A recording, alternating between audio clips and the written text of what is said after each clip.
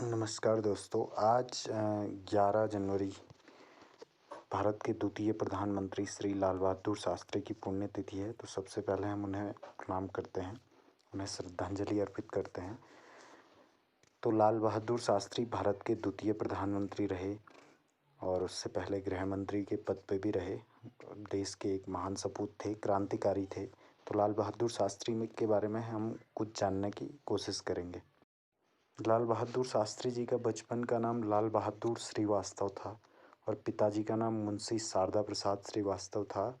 इनकी माता का नाम राम दुलारी था और इनकी पत्नी थी ललिता देवी। तो लाल बहादुर शास्त्री जी का जन्म 2 अक्टूबर को 1904 में उत्तर प्रदेश के मुगल सराय में हुआ। प्राथमिक शिक्षा उन्होंने वहीं से प्राप्त करी और जो उनके पिता थे वो प्राथमिक विद्यालय में अध्यापक थे। लाल बहादुर शास्त्री जी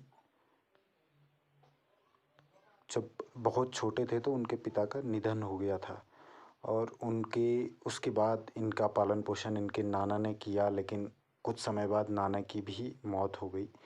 उसके बाद इनकी परवरिश इनके मौसा रघुनाथ प्रसाद ने करी और यहाँ से ही इन्होंने आगे की शिक्षा ग्रहण करी।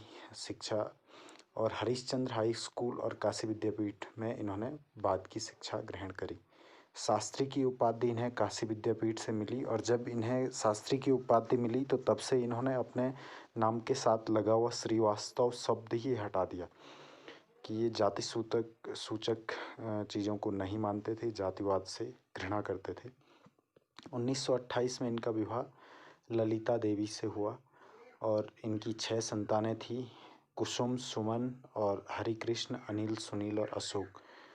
राजनीतिक जीवन जब लाल बहादुर शास्त्री जी पढ़ाई कर रहे थे 1921 में असहयोग आंदोलन में शामिल हुए, 1930 में दांडी मार्च में और 1942 में भारत छोड़ो आंदोलन में शामिल हुए।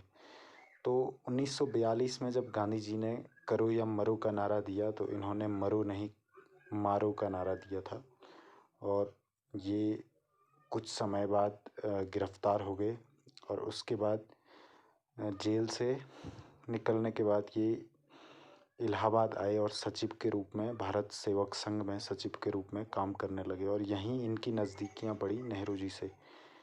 और ये बाद में 1951 में कांग्रेस के सचिव नियुक्त किए गए। उसके बाद ये गोविंद बल्लभ पंत जी के मंत्रिमंडल में, गोविंद बल्लभ पंत जब मुख्यमंत्री थे उत्तर प्रदेश के तो उस समय ये गोविंद बल्लभ पंत के मुख्यमंत्री रहते हुए उनके मंत्रिमंडल में पुलिस और यातायात मिनिस्टर थे। तो जब ये यातायात मिनिस्टर थे तो इन्होंने महिलाओं को कंडक्टर रखने की एक प्रथा शुरू करी। तो उससे पहले महिलाओं को कंडक्टर नहीं रखा जाता था और इन्होंने पुलिस विभाग के मंत्री रहते हुए एक काम किया कि जो उससे पहले लाठी चार्ज की जाती थी लोगों पे, तो इन्होंने लाठी चार्ज की जगह वाटर जो पानी की बौछार होती है तो उसका प्रयोग करना शुरू किया। तो ये 1962 में गृह मंत्री बनाए गए, देश के गृह मंत्री बने और जब शास्त्री जी प्रधानमंत्री बने थे तो उस दौर में देश में पूंजीपतियों का काफ़ी वर्चस्व था और पूंजीपति सत्ता पे हावी थे, क्योंकि उससे तुरंत पहले चीन के साथ भारत का युद्ध हुआ था और इस वजह से देश की आर्थिक हालत काफ़ी ख़राब थी। और अचानक 1965 में इन्हें जब पाकिस्तान ने भारत पे हमला किया तो स्थितियाँ और ख़राब हो गई। तो इसी दौर में जब इन्होंने देखा कि देश में गरीबी है, भुखमरी के हालात हैं, तो इन्होंने जय जवान और जय किसान का नारा दिया, जिससे जवानों का भी मनोबल बढ़े और किसानों के प्रति भी लोगों के मन में सम्मान बढ़े। और इनके जीवन का जो आखिरी समय था वो ताशकंद में बीता। ताशकंद में मतलब आखिरी समय में ये ताशकंद में थे। तो ये ताशकंद में पाकिस्तान के साथ समझौता करने गए थे और उस समय पाकिस्तान में राष्ट्रपति अयूब खान था। तो अयूब खान के साथ युद्ध विराम के समझौते पर हस्ताक्षर करने के लिए ताशकंद गए थे, जो तत्कालीन सोवियत संघ में था, अब तजाकिस्तान में है। तो 11 जनवरी 1966 की रात को इनकी मृत्यु हो गई और इनकी मौत पे काफ़ी अलग अलग बातें होती हैं। कभी कहा जाता है कि इन्हें जहर दे के इनकी मृत्यु हुई, और कभी ये कहा जाता है कि हार्ट अटैक से, और लोग ये भी कहते हैं कि उनका पोस्टमार्टम क्यों नहीं किया गया इतने बड़े नेता के। तो कहीं कॉन्स्पिरेसी थ्योरियाँ हैं, हमें उन पे नहीं जाना है।